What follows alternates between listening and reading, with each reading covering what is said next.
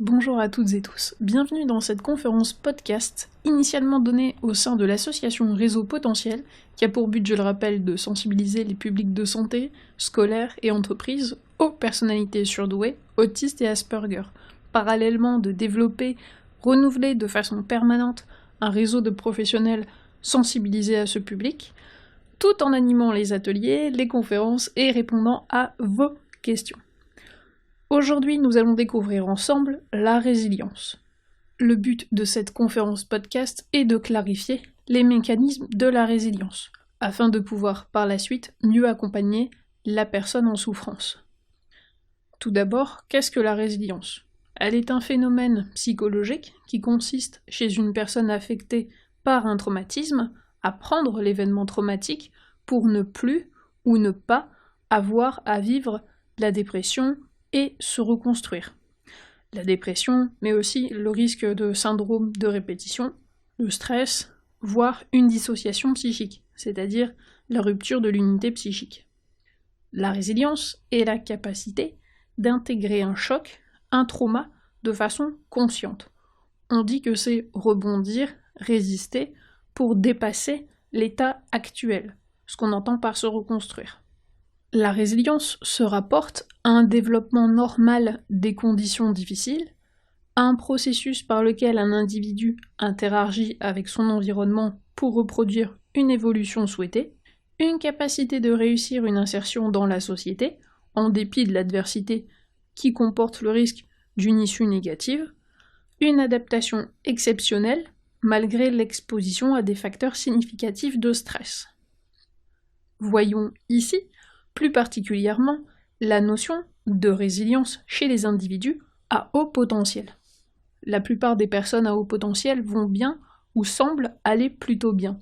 Ils ont su, à travers leur vie, construire des astuces pour vivre avec leurs compétences pas toujours homogènes et souvent décalées par rapport à leurs camarades, collègues ou encore famille. Certains auront besoin d'aide pour franchir ce défi. Faire comprendre, entendre à une personne à haut potentiel comment elle fonctionne est une base de la résilience, au sens de retrouver le plaisir de grandir lorsque nous sommes enfants et de bâtir lorsque nous sommes adultes, et ce, malgré les difficultés qui peuvent être rencontrées en chemin. Voyons d'abord les deux piliers de la résilience chez toutes les personnes. Nous verrons ensuite la différence avec les personnes HP et les personnes non HP. Les deux piliers. La reconnaissance et la réassurance. Chez les enfants, c'est l'aider à identifier ses ressources, l'aider à rétablir l'intuition, l'aider à réhabiliter la créativité, l'accompagner sur le chemin du vivre ensemble, le rassurer en répondant point par point en détail.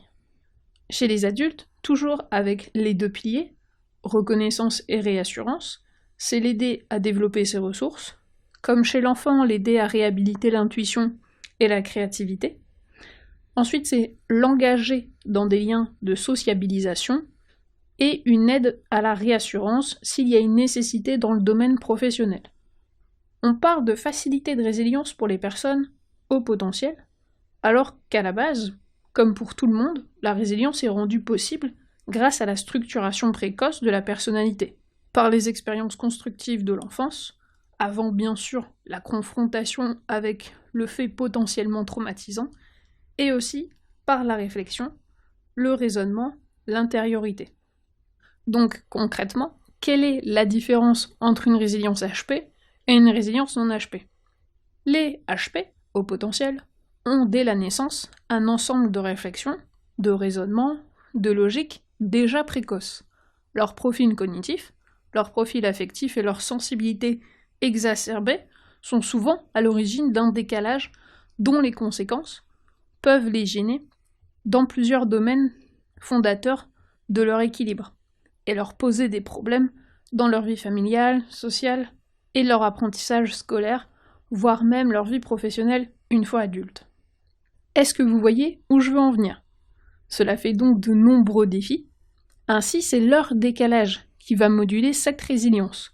Elle devient en fait comme une monnaie courante dans leur vie, car ils et elles ont à gérer de nombreux enjeux, chocs et traumas. Chez une personne non au potentiel, et pour une personne saine et équilibrée, par là je veux dire n'ayant pas encore été confrontée à des faits potentiellement traumatisants, la résilience sera présente ou non. Et dans le cadre de sa non-présence, s'il y a alors un traumatisme, il est vivement conseillé, peu importe le choc ou la nature du trauma, de se faire aider, de se faire accompagner par un professionnel. Maintenant que nous avons éclairci cette différence, revenons à la résilience de manière plus générale. La résilience serait le résultat de multiples processus qui viennent interrompre des trajectoires négatives et contrer la vulnérabilité psychologique liée à l'histoire traumatique de la personne. L'événement déstabilisant, ou le trauma, comme par exemple un accident, un deuil, une agression, un viol, de la torture, peut aussi apparaître sous différents prismes, c'est-à-dire d'un point de vue étant victime ou bien encore témoin. Le degré n'est absolument pas quantitativement mesurable et impactera la psyché de l'individu de manière différente par rapport à un autre. Surmonter un trauma permet à la personne de se projeter à nouveau dans l'avenir, de continuer à se développer correctement. Et pour cela, j'insiste sur la nécessité d'être dans un cadre d'accompagnement. Voyons maintenant comment intervient la résilience. Nous savons qu'elle est donc un processus multifactoriel issu de l'interaction entre l'individu et son environnement, comprenant des particularités internes, la structure psychique, la personnalité, les mécanismes défensifs, et des particularités externes, telles que les caractéristiques de l'environnement socio-affectif. Il en résulte des formes de résilience distinctives, personnelles, résultant d'un processus dynamique et évolutif propre à chaque individu. L'interaction entre ces facteurs pourra conduire vers la résilience ou vers la vulnérabilité. Ces facteurs individuels interviennent dans l'environnement familial, communautaire ou encore en société. Voyons quelques-unes des caractéristiques individuelles qui favorisent la résilience. Nous avons donc l'autonomie, l'empathie, l'altruisme, l'habilité à la résolution de problèmes. Maintenant, dans une structure familiale, on a l'âge des parents, le nombre d'enfants, l'espace entre les naissances, l'espace physique suffisant, l'éducation, la discipline éducative. Et dans la dynamique familiale, dynamique cette fois et pas structure, donc dans la dynamique familiale, la qualité des communications, la qualité des interactions, chaleureux, positifs, le support et l'affection. Puis les caractéristiques individuelles dans le milieu social. On a donc les pairs, la communauté sociale, comme l'école, le quartier, le village, la communauté religieuse ou idéologique, la culture. Et en milieu communautaire, on peut retrouver la solidarité, l'implication active, les valeurs d'entraide et de tolérance sociale. Donc voilà, ça c'était pour les facteurs favorisant la résilience. Petite partie un peu plus technique, gardons à l'esprit qu'en psychanalyse, on distingue trauma et traumatisme. Un trauma indique l'exposition à des événements aversifs, violence externe et effraction physique, alors que le traumatisme réfère à l'effet psychique résultant de la rencontre avec le trauma, en gros la partie visible.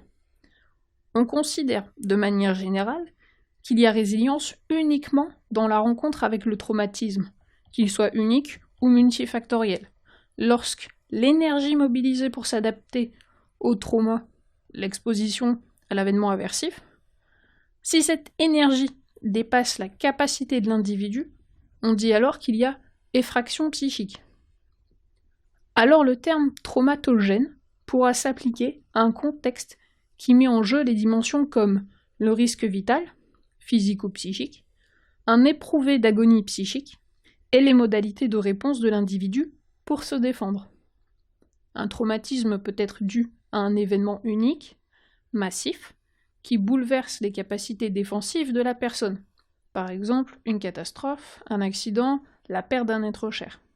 Mais de même, dans une accumulation d'événements aversifs, ou de carences graves répétées, peuvent également revêtir un caractère traumatique, comme les négligences familiales, les abus sexuels, la maltraitance. Lorsqu'on évoque la résilience, nous devons également aborder les mécanismes de défense. pour aborder les mécanismes de défense, nous allons nous appuyer sur la définition donnée par Alain Braconnier. Je cite : « La notion de mécanisme de défense englobe tous les moyens utilisés par le moi pour maîtriser, contrôler, canaliser les dangers internes et externes. » Fin de citation. Le but est de protéger l'individu, l'empêchant d'être immobilisé par l'anxiété, le stress et la dépression. Pour aller plus loin, nous avons besoin de connaître le fonctionnement psychique de la résilience. Nous savons que le fonctionnement psychique de la résilience se décompose en 2 phases. La première est la confrontation au trauma et la résistance à la désorganisation psychique. Cette première phase se caractérise par le recours à des mécanismes défensifs dits d'urgence, pour se protéger de l'effraction psychique. Par exemple, le déni, la projection, l'imaginaire, la répression des affects, le passage à l'acte et le comportement passif-agressif. La deuxième phase est l'intégration du choc et la réparation. Cette deuxième phase suppose l'abandon de certaines défenses d'urgence, comme le déni ou la projection, pour privilégier des ressources défensives plus matures, plus souples et surtout plus adaptées à long terme, comme la créativité, l'humour, l'intellectualisation, l'altruisme ou encore la sublimation. On peut repérer des mécanismes défensifs qui semblent favoriser le processus résilient, comme le recours à l'imaginaire, qui sur long terme peut se traduire par de la créativité, ou encore l'humour et l'intellectualisation. Alors, est-ce que la résilience est possible chez tous les individus ? Comme nous l'avons vu tout à l'heure, la résilience peut se développer de façon différente suivant les personnes, en fonction de leurs caractéristiques singulières, atypiques, leur âge et des circonstances socio-environnementales. Les mécanismes de la résilience peuvent soit être activés spontanément par une personne lors de circonstances particulières, traumatisme, ou bien stimulés par des procédures d'aide ou d'accompagnement, thérapeutique, soignant, éducatif. Donc oui, la résilience est bien un potentiel présent chez tous les individus, mais la résilience n'est pas acquise de manière définitive, mais en constant développement. Ainsi, une personne dite résiliente peut rencontrer des ruptures ou des failles de résilience lors d'une accumulation de stress ou de traumatisme. Voyons maintenant quels moyens résilients nous possédons déjà ou que nous pourrions développer. Dans un premier temps, voyons les moyens personnels internes.